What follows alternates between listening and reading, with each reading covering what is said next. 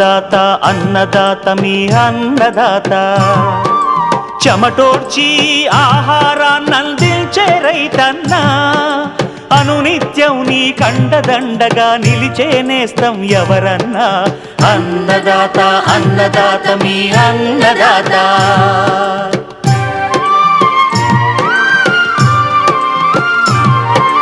నూతన రీతుల సాగుబడికి నూరింతలు పెరిగే దిగుబడికి సూచనలిచ్చే సస్య రక్షణకు పశు పోషణకి శాస్త్ర విజ్ఞానం అందించి ముందుకు నడిపే తెలుగు రైతు భారతదేశానికి మకుటం అయ్యేలా తీర్చిదిద్దే ఆశయంతో మిమ్ము మేలు కొలిపేది అన్నదాత అన్నదాత అన్నదాత మీ అన్నదాత అన్నదాత అన్నదాత మీ అన్నదాత.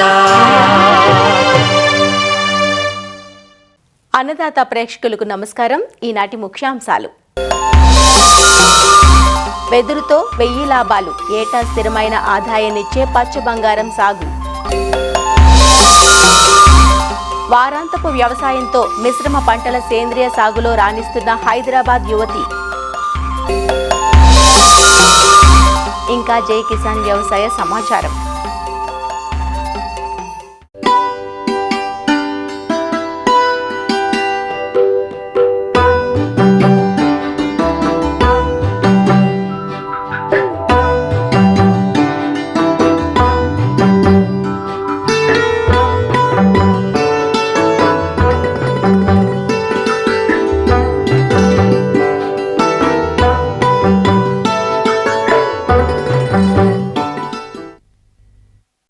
పచ్చ బంగారంగా గ్రీన్ గోల్డ్గా వెదురుకు పేరు. వెదురు వల్ల 1000 లాభాలున్నాయి. అందుకే వెదురుకు ఇటీవలి కాలంలో బాగా డిమాండ్ పెరుగుతోంది. వెదురు కర్రలను వ్యవసాయంలో పందిళ్లకు, ఊతం కర్రలకు, చలువ పందిళ్ల నిర్మాణానికి వాడుతూ ఉంటారు. అలానే అగర్బత్తి పరిశ్రమలకు, బుట్టలు అల్లేందుకు, బొగ్గుకు ప్రత్యామ్నాయంగా ఇలా రకరకాల పరిశ్రమల్లో విరివిగా వాడుతున్నారు. వాణిజ్య సాగు కోసం వన వ్యవసాయం మోడల్లో అంతర పంటలు వేసుకొని కూడా ప్రతి ఏటా ఆదాయం పొందవచ్చు. వెదురు వల్ల ఉపయోగాలు, వాణిజ్య సాగుకు అనువైన రకాలు, వెదురు సాగు విశేషాల గురించి ప్రొఫెసర్ జయశంకర్ తెలంగాణ రాష్ట్ర వ్యవసాయ విశ్వవిద్యాలయం రాజన్ నగర్లోని అటవీ వ్యవసాయ పరిశోధనా విభాగం శాస్త్రవేత్త డాక్టర్ టి చైతన్య నుంచి ఈరోజు తెలుసుకుందాం. మన భారత ఫారెస్ట్ ఏరియాలో 35% వరకు వెదురు ఉంది. ఇందులో ఎక్కువగా ఉన్న రకాలు డెండ్రోకెలామస్ స్ట్రిక్టస్, ఇది 40% వరకు ఉంది. తరువాత బాంబూజా అనే రకము 12% నుంచి 13% వరకు ఉంది. ఇంకా మిగతా రకాలు బాంబూజా స్టాక్సీ, బాంబూజా తుల్డా, ఇతర రకాలు కూడా మన అడవుల్లో ఉన్నాయి. బ్యాంబూ అనేది గడ్డి జాతికి చెందిన మొక్క. దీంట్లో మనకి డిఫరెంట్ టైప్స్ ఆఫ్ బ్యాంబూస్ ఉన్నాయి. 3 రకాలు ఉన్నాయి. దీంట్లో ఒకటి సింపోడియల్, మోనోపోడియల్ అండ్ క్లైంబర్, 3 రకాలు ఉన్నాయి. ఫస్ట్ మనం మోనోపోడియల్ చూసినట్లయితే ఇది దుంప నుంచి పెరుగుతుంది. బ్యాంబూ అనేది, ఈ దుంప అనేది మనకి హారిజాంటల్గా పెరుగుతూ ఉంటుంది మోనోపోడియల్ దాంట్లో. దీంట్లో రకాలు చూసినట్లయితే మన గోల్డెన్ ఎల్లో బ్యాంబో, ఫిల్లోస్టాటిస్ అనేది, కానీ ఇది కమర్షియల్గా ఏం గ్రో చేయట్లేము, మనం ఎక్కువగా ఆర్నమెంటల్గా గ్రో చేస్తున్నాము. ఇంకోటి మనకు కమర్షియల్గా ఉన్నది క్లంపింగ్ బ్యాంబూ. ఈ క్లంపింగ్ ఉన్నది సింపోడియల్ బ్యాంబూ అని అంటారు, వెదురు రకం. దీంట్లో ఏంటంటే మనకి దుంప అనేది సర్క్యులర్ ఫామ్లో పెరుగుతుంది. సర్క్యులర్ ఫామ్లో మనకి గెడలని ప్రొడ్యూస్ చేస్తుంది అనమాట. ఈ గెడలు అనేవి బ్యాంబూలో ఈ దుంప నుంచి వస్తాయి. దీంట్లో ఏంటంటే మనకు పై భాగంలోనే మనకి చిన్న చిన్న వేర్లు అనేవి ఉంటాయి. అవి మనకి పై భాగంలోనే పెరుగుతాయి. ఈ రైజోమ్ అనేది మనకి భూమిలో ఉండి దీని నుంచి మనకి ఇలా గెడలు వస్తాయి. ఇప్పుడు ఇది మనకి న్యూ షూట్ అనమాట, అంటే ఎర్లీగా ఇప్పుడు ఈ సంవత్సరం ప్రొడ్యూస్ చేసిన షూట్. ఎప్పుడైనా మనకి కొత్త బ్యాంబూ గడలు బయటి వైపుగా వస్తాయి. ఇప్పుడు ఈ గెడల్లో దీన్ని కనుపు అంటారు. ఈ కనుపు నుంచి ఈ కనుపుకి దూరాన్ని ఇంటర్నోడల్ లెంత్ అంటారు. సో వెరైటీని బట్టి మనకి ఈ ఇంటర్నోడల్ లెంత్ అనేది మారుతూ ఉంటుంది. ఇప్పుడు ఈ వెరైటీ మనం చూసుకున్నట్లయితే బాంబూజా తుల్డా వెరైటీ. ఇందులో మనకి ఈ ఇంటర్నోడల్ లెంత్ అనేది ఎక్కువగా ఉంటుంది. అందువల్ల దీన్ని మనకి అగరబత్తి మేకింగ్కి యూజ్ చేస్తూ ఉంటారు. ఇంకొక రకం ఒకటి క్లైంబర్ కూడా ఉంటుంది. అది ఓన్లీ ఫారెస్ట్లో చూస్తాం మనము. అది వేరే చెట్టు యొక్క సపోర్ట్తో క్లైంబింగ్ లాగా క్రీపర్ లాగా పెరుగుతుందన్నమాట. మామూలుగా టిష్యూ కల్చర్ బ్యాంబూ అయితే ఫాస్ట్ గ్రోయింగ్ ఉంది కాబట్టి 4 నుంచి 5 సంవత్సరాల తర్వాత మనం హార్వెస్ట్ చేయొచ్చు అని చెప్తున్నాము. కానీ మనము విత్తనం నుంచి కానీ ఈ వెజిటేటివ్ ప్రాపగేషన్ ఈ కల్మ్ కట్టింగ్స్ కానీ వచ్చినాయి మాత్రం 6 నుంచి 7 సంవత్సరాల తర్వాత హార్వెస్టింగ్కి వస్తాయి. భారతదేశంలో 148 రకాలు ఉన్నాయి బ్యాంబూ వెరైటీస్. కానీ ఇందులో కమర్షియల్గా యూజ్ చేసేవి ఓన్లీ 10 రకాలు మాత్రమే. దాంట్లో ముఖ్యంగా మనము బ్యాంబూజా బాల్కోవా వెరైటీ, దీన్ని బీమా బ్యాంబూ అని కూడా అంటారు. దీన్ని ఎక్కువగా టిష్యూ కల్చర్ ద్వారా ప్రొడ్యూస్ చేస్తున్నారు. చాలామంది రైతులు బీమా బ్యాంబూని గ్రో చేస్తున్నారు హొసూర్ నుంచి తెచ్చుకొని, కర్ణాటక నుంచి. తర్వాత ఇంపార్టెన్స్ ఉన్నది బ్యాంబూజా తుల్డా. ఈ రకాన్ని అగరబత్తి మేకింగ్గా ముఖ్యంగా యూజ్ చేస్తారు. ముఖ్యంగా ఏంటంటే ఇంటర్నోడల్ లెంత్ ఎక్కువగా ఉండడం వల్ల. ఇంకా అదర్ కమర్షియల్ ఇంపార్టెన్స్ ఉన్న బ్యాంబూ ఏమో బ్యాంబూజా స్టాక్సీ, బ్యాంబూజా హెమిలిటోనీ, బ్యాంబూజా న్యూటన్స్ కూడా. ఈ రకాలు మనకి పోల్స్ మేకింగ్, కన్స్ట్రక్షన్, ఫర్నిచర్ వీటికి యూస్ చేస్తున్నారు. వెదురు ముఖ్యంగా మనం వాతావరణం చూసినట్లయితే ఉష్ణమండల ఉప ఉష్ణమండల ప్రాంతాల్లో గాలిలో ఎక్కువగా తేమ ఉన్న ప్రాంతాల్లో బాగా పెరుగుతుంది. ఎలాంటి నేలల్లో అయినా వెదురు వస్తుంది. కానీ నీరు ఇంకే స్వభావం ఉన్న నేలలు, నల్ల నేలల్లో కూడా నీరు ఇంకే స్వభావం ఉన్నట్లయితే వెదురు అనేది సాగు చేసుకోవచ్చు. బంజరు భూముల్లో అయినా సరే మనం వెదురుని సాగు చేసుకోవచ్చు. కానీ బాగా చౌడున్న నేలల్లో మాత్రం వెదురు రాదు. స్లోప్ ఎక్కువగా ఉండి నేల కోతకు గురయ్యే నేలల్లో కూడా వెదురుని అక్రాస్ ద స్లోప్ మనం వేసినట్లయితే మనం నేల కోతను కూడా అరికట్టవచ్చు. తర్వాత నేల తయారీలో చూసుకున్నట్లయితే మనం బాగా 2-3 సార్లు నేలని బాగా దున్నుకోవాలి. వెదురు సాగులో మనము ఎంత డిస్టెన్స్లో పెట్టుకోవాలి అనేది రకాన్ని బట్టి ఉంటుంది. ముఖ్యంగా మనము కన్స్ట్రక్షన్ ఫర్నిచర్కి యూజ్ చేసే రకాలైతే మాత్రం 5 మీటర్ల దూరంలో పెట్టుకోవాలి, రోకి మరియు మొక్కకి. అదే మనకి బయోమాస్ కొరకు మనము సాగు చేసినట్లయితే 3 మీటర్ల దూరంలో కూడా పెట్టుకోవచ్చు. 3x3 మీటర్ల దూరంలో మనం పెట్టుకోవచ్చు. ఫస్ట్ మనం గుంతలు తీసుకోవాలి. ఈ డిస్టెన్స్ని బట్టి గుంతలు మనం ఒక 45 సెంటీమీటర్లు వెడల్పు లోతు గుంతలు తీసినాక 2 కిలోల form yard manure, 1 kilo single super phosphate వేసుకోవాలి. అట్లాగే మనము చెదల ప్రాబ్లం అవి రాకుండా ఫాలిడాల్ డస్ట్ అనేది కూడా 10% చల్లుకోవాలి గుంతల్లో. మనం జూన్ జూలై మాసంలో మొక్కలు తెచ్చుకొని పెట్టుకోవాలి. 6 నుంచి 7 నెలలు ఉన్న మొక్కల్ని తీసుకొని వచ్చి మనం నాటుకోవచ్చు. నాటుకున్నాక మనము ఫస్ట్ 3 నెలలు మాత్రం నీరు అనేది తప్పకుండా ఇవ్వాలి. అవి తర్వాత మనం డ్రిప్ ద్వారా కూడా నీటిని పెట్టొచ్చు ఈ వెదురులో. ఇది గడ్డి జాతికి చెందింది కాబట్టి ఎక్కువగా నీరు పోషకాలని ఎక్కువగా తీసుకుంటుంది. సో మనం నీరు ఎక్కువగా ఇచ్చినట్లయితే మనకి గ్రోత్ అనేది ఎక్కువగా ఉంటుంది. సో మనం వారానికి 2 తడులు ఇచ్చినట్లయితే బాగా గ్రోత్ ఉంటుంది. వర్షాకాలంలో నీరు పెట్టాల్సిన అవసరం లేదు. దీనికి ఎక్కువగా కార్బన్ డైఆక్సైడ్ స్వీకరించే శక్తి ఉండడం వల్ల ఎక్కువగా లీఫ్ అనేది ఫాల్ అవుతుంది. ఈ లీఫ్ వల్ల మనకి వీడ్ అనేది కూడా ఎక్కువగా రాదు. ఈ ఆకు రాల్చే స్వభావం వల్ల ఆకుల వల్ల కూడా మనకి వీడ్ అనేది కూడా నేలపై రాదు. అప్పుడప్పుడు మనం ఇంటర్ కల్టివేషన్ విత్ రోటవేటర్తో ఆకుల్ని మనము రోటవేటర్తో భూమిలోకి కలియదున్నినట్లయితే భూమికి బలంతో పాటు మన వెదురుకి న్యూట్రియంట్స్ని కూడా సప్లై చేస్తుంది. సో దీన్ని పెంచుకోవడం కూడా చాలా సులభం. తర్వాత దీంట్లో ఎక్కువగా రోగాలు అంటే మనకి ఆకు తొలుచు పురుగు కానీ లేకపోతే లీఫ్ ఫోల్డర్ కానీ చూస్తాము. వీటికి మనము నీమ్ ఆయిల్ కానీ ఇట్లాంటివి మనము బయో పెస్టిసైడ్స్ కానీ యూజ్ చేయొచ్చు కంట్రోల్ మెజర్స్కి. ఎక్కువగా మనకి రోగాలు కానీ ఏమీ ఎక్కువగా రావు. ఇంకొకటి ఏంటంటే చెదల ప్రాబ్లం ఎక్కడైనా ఉన్నట్లయితే మనం ఫాలిడాల్ డస్ట్ కానీ క్లోరిపైరిఫాస్ కానీ యూజ్ చేయొచ్చు. హార్వెస్టింగ్ చూసినట్లయితే వెదురు అనేది మనకి 5 సంవత్సరాల తర్వాత హార్వెస్టింగ్కి వస్తుంది. అదే మనం బయోమాస్ కొరకు అయితే త్వరగా హార్వెస్టింగ్ చేయొచ్చు. ఏ సమయంలో హార్వెస్ట్ చేయాలి? ఎండాకాలంలో ఎక్కువగా ఈ వెదురు పిండి పదార్థాన్ని దాచుకుంటుందన్నమాట. వర్షాకాలంలో పెరుగుదల కోసం ఎండాకాలంలో ఎక్కువ స్టార్చ్ కంటెంట్ని అంటే పిండి పదార్థాన్ని ఇది స్టోర్ చేసుకుంటుంది. కాబట్టి మనం ఎండాకాలంలో దీన్ని హార్వెస్ట్ చేయకూడదు. అలా చేసినట్లయితే పిండి పదార్థం ఎక్కువగా ఉండడం వల్ల చెదల బారిన పడుతుంది. ఇంకొకటి వర్షాకాలంలో ఏంటంటే ఎక్కువగా నీరు ఉండడం వల్ల వెదురులో ఎక్కువగా నీటి శాతం అనేది ఎక్కువగా ఉంటుంది. మనం హార్వెస్ట్ చేసినాక డ్రై అయినప్పుడు వెదురు అనేది చిట్లిపోతుంది అన్నమాట. సో రైనీ సీజన్ కూడా అనుకూల సమయం అనేది కాదు. రైనీ సీజన్ తర్వాత ఉండే వింటర్ సీజన్లో ఏంటంటే ఇది నిద్రావస్థ సమయము. ఈ సమయంలో ఇది కరెక్ట్ టైము, స్టార్చ్ కంటెంట్ అనేది తక్కువగా ఉంటుంది. హార్వెస్టింగ్కి అనుకూల సమయం అనేది రైనీ సీజన్ అయిపోయాక వింటర్ సీజన్లో మనం హార్వెస్టింగ్ చేసుకోవచ్చు. వెదురులో మనము రకాన్ని బట్టి మనం డిస్టెన్స్ పెట్టుకోవాలనుకున్నాము. బయోమాస్కి అయితే మనం దగ్గరగా పెట్టుకోవచ్చు. అదే పోల్స్ కన్స్ట్రక్షన్ దానికోసం అయితే మనము 5 మీటర్ల బై 4 మీటర్లు, 5 బై 5 మీటర్లు, 4 మీటర్ల బై 4 మీటర్లు పెట్టుకున్నట్లయితే ఎకరానికి 160 నుంచి 250 దుంపలు ఉంటాయి. ఈ దుంపల్లోంచి మనం ప్రతి సంవత్సరము 10 గడల చొప్పున హార్వెస్టింగ్ చేయొచ్చు.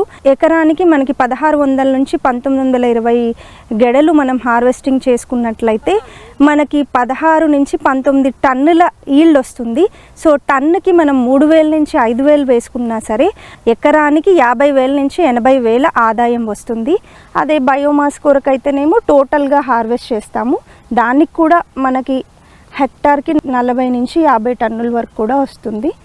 ఇంకొకటి ఏంటంటే ఈ వెదురు అనేది హార్వెస్టింగ్ అయిన తర్వాత పోస్ట్ హార్వెస్ట్ ట్రీట్మెంట్ అనేది చేయాలి.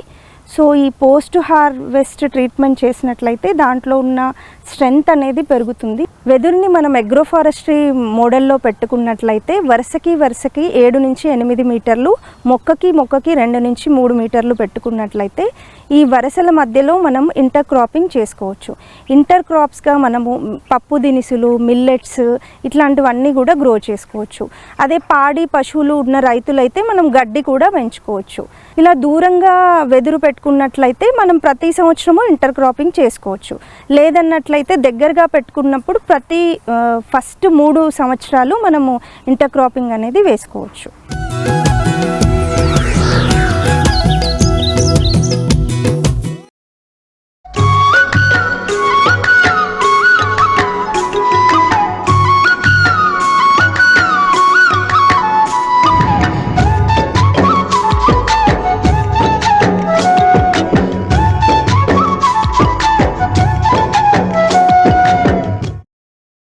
యువత వ్యవసాయంలోకి అడుగుపెడుతున్న వేళ పంటల సాగు కొత్త కళను సంతరించుకుంటోంది. వ్యవసాయంపై మక్కువతో ఇటీవలి కాలంలో ఔత్సాహిక యువత, విద్యావంతులు, సాఫ్ట్వేర్ ఉద్యోగులు సైతం పొలం బాట పడుతున్నారు. వారమంతా ఉద్యోగ బాధ్యతలు నిర్వహిస్తూనే వారాంతపు సేద్యానికి మొగ్గు చూపిస్తున్నారు. హైదరాబాద్కు చెందిన యువతి రంగారెడ్డి జిల్లా ఇబ్రహీంపట్నం సమీపంలో 1 ఎకరా పొలం కౌలుకు తీసుకొని బొప్పాయి, మునగ, జామ, అరటి వంటి పంటలను మిశ్రమ పంటలుగా సహజ సిద్ధ విధానాల్లో సాగు చేస్తున్నారు. వీకెండ్ వ్యవసాయం చేస్తున్న శాంతి గట్టినేని సేద్య విధానం ఎలా ఉందో మా ప్రతినిధి మల్లిక్ ముఖాముఖి ద్వారా మనము చూసేద్దాం రండి.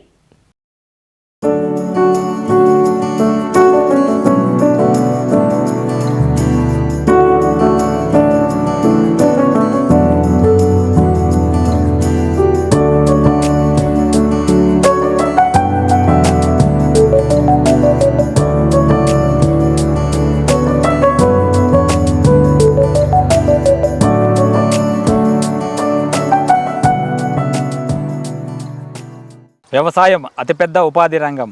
ఇటీవల కాలంలో యువత, ఉద్యోగులు ఈ రంగం వైపు ఆసక్తిగా వస్తున్నారు.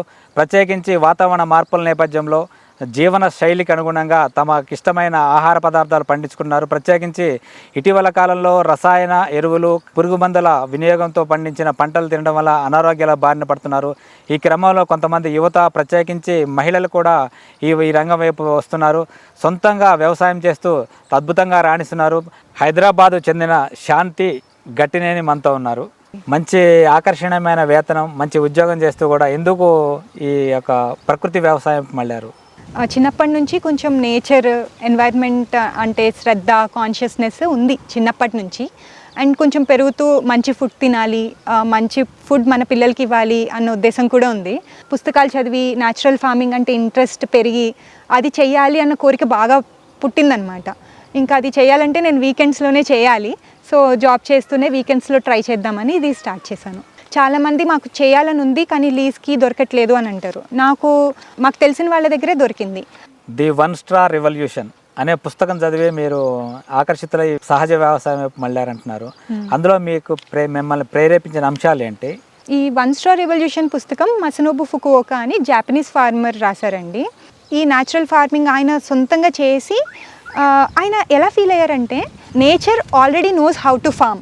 ప్రకృతికి ఫార్మింగ్ తెలుసు, మనమే దాన్ని పాడు చేసి మళ్ళీ ఎలాగో బాగు చేయాలని ఆలోచిస్తున్నాము.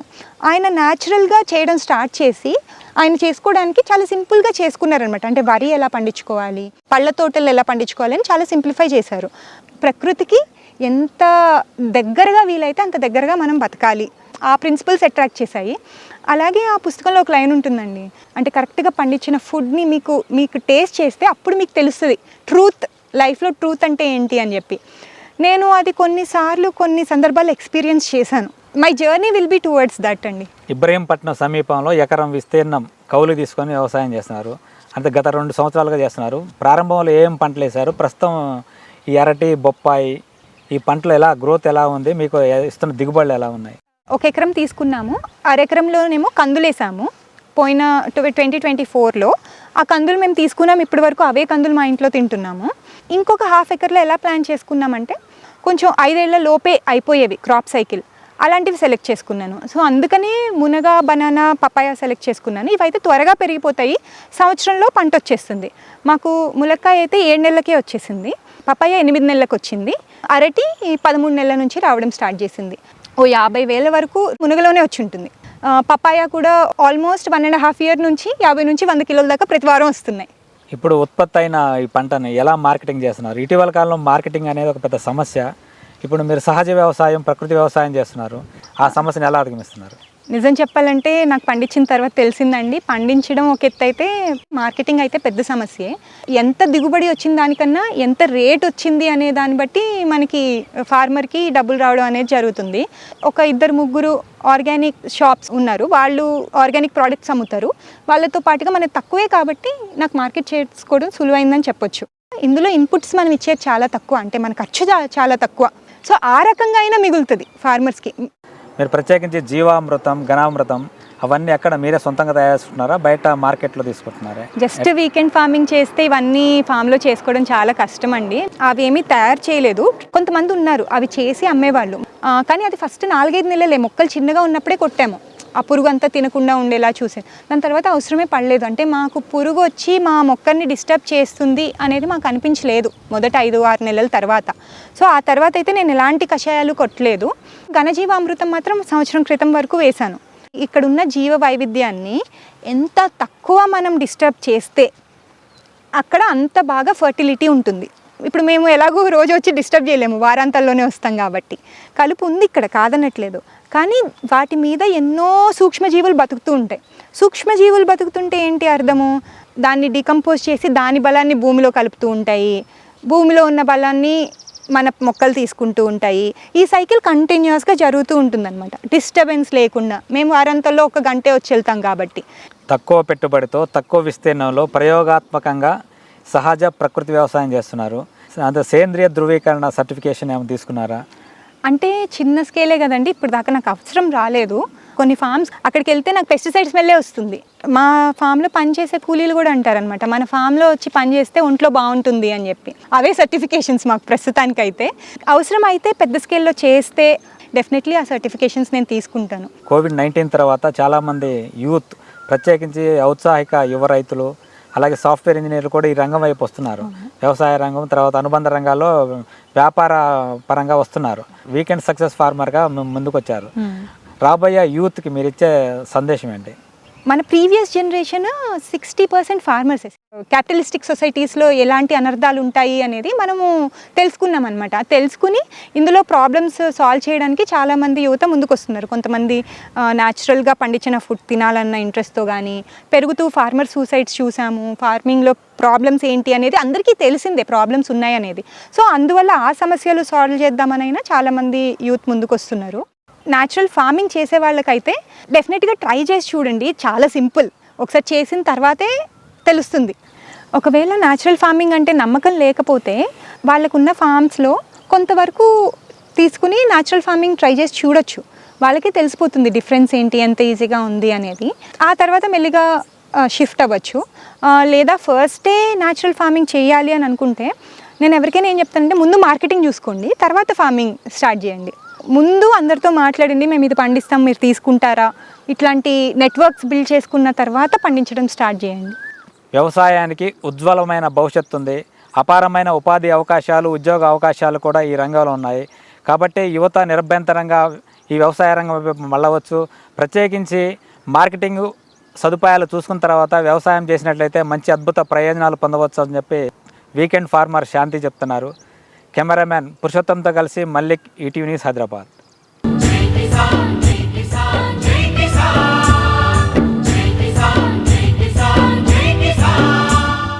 వ్యవసాయ సమాచారం ఇప్పుడు జై కిసాన్లో చూద్దాం. నిజామాబాద్ జిల్లా దూస్గాం గ్రామంలో సుస్థిర వ్యవసాయ కేంద్రం ఆధ్వర్యంలో నవధాన్యాల సాగుపై అవగాహన కార్యక్రమం జరిగింది. పంటల సాగుకు ముందు pre monsoon dry sowing PMDS సాగు రైతులకు ఎంతో ఉపయోగకరంగా ఉంటుందంటూ శాస్త్రవేత్తలు వివరించారు. పప్పు ధాన్యాలు, నూనెలు, అపరాలు, కూరగాయలు ఇలా దాదాపు 15 నుంచి 16 రకాల విత్తనాలను నేలలో వేయడం ద్వారా నేలసారం పెరగడంతో పాటు రైతులకు పచ్చి రొట్ట ద్వారా అదనపు ఆదాయం వస్తుందంటూ వివరించారు. పెరుగుతున్న ప్రతికూల పరిస్థితులు, ఎల్నినో ప్రభావం, తగ్గుతున్న నేలసారం మధ్య ప్రతి ఒక్క రైతు నేలసారాన్ని పెంపొందించే నవధాన్యాల సాగు చేపట్టాలంటూ సూచించారు. ఈ కార్యక్రమంలో సుస్థిర వ్యవసాయ కేంద్రం శాస్త్రవేత్తలు, పలు గ్రామాలకు చెందిన రైతులు, ప్రకృతి వ్యవసాయదారులు పాల్గొన్నారు. తెలంగాణలో చాలా మంది రైతులు వరి అలాగే పత్తి వేస్తుంటారు. ఈసారి పరిస్థితులు బాగాలేవు, ఎల్నినో ప్రభావం ఉంది. అలాగే ఇరాన్ వార్ వలన కూడా ఫర్టిలైజర్ కావాల్సినంత రైతులకు అందుబాటు లేరు. దానికి ప్రత్యామ్నాయంగా మేము ఈ నవధాన్యాలనే కాన్సెప్ట్ ఇంట్రడ్యూస్ చేశాము. మామూలుగా అయితే రైతులు జీలుగా జన్మ వేసుకుంటారు. దానికి ప్రత్యామ్నాయంగా ఈ 15 నుండి 16 రకాల విత్తనాలు రైతులకు అందుబాటులో ఉంచి దీంట్లో నూనె గింజలు ఉంటాయి, పల్సెస్ ఉంటాయి, అలాగే సీరియల్స్ ఉంటాయి, ఆయిల్ సీడ్స్ ఉంటాయి. ఇవన్నీ 16 రకాలు మేము రైతులకు అందుబాటులో తీసుకొచ్చాము.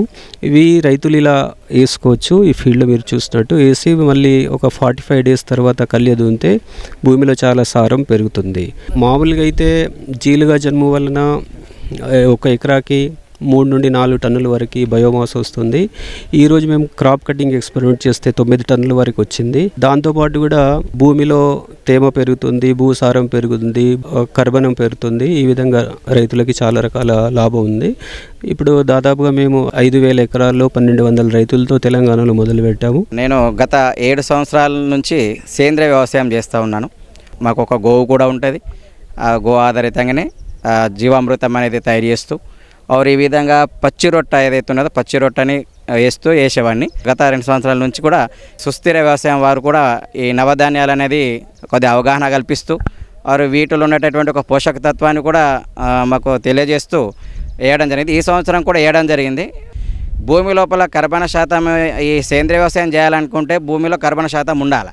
అది ఉంటేనే మనకు ఎలాంటి రసాయనాలు వాడకుండా ఇది తోడ్పడుతుంది. గత 2 సంవత్సరాలుగా సుస్థిర వ్యవసాయం చేయడం జరిగింది. 16 రకాల చిరుధాన్యాలు అలకడం ద్వారా నూనె రకాల గింజలు, ఆవాలు, ఆమ్దాలు, నువ్వులు, మళ్ళీ ఇంకా 9 రకాల పప్పు దినుసులు అలకడం ద్వారా మాకు భూసారం పెరిగిందని తెలియజేస్తుంది. యూరియా వాడకాన్ని తగ్గించేసినాం 2 years నుండి. ప్రతి ఒక్క రైతు జీనుగు జన్ముతో కాకుండా ఈ నవధాన్యాలు పండించి అది ఎరువుగా వాడుకుంటే చాలా బాగుంటుంది. మా గ్రామంలో చాలా మట్టుకు రైతులు వాడుతున్నారు. కాబట్టి ఇంకా ఇతర రైతులకు కూడా మేము అవగాహన కల్పించే విధంగా ప్రయత్నం చేస్తాము. మరిన్ని విభిన్న అంశాలతో రేపటి అన్నదాతలో మళ్ళీ కలుసుకుందాం. నమస్కారం. అన్నదాతలు తమ సందేహాలు, సమస్యలను 1-800-425-4085 టోల్ ఫ్రీ నంబర్లో ఉదయం 10 నుంచి 11 గంటల మధ్య పని దినాలలో సంప్రదించగలరు. ఈ కార్యక్రమాన్ని యూట్యూబ్లో www.youtube.com/annadaata ETV లింక్ ద్వారా వీక్షించవచ్చు.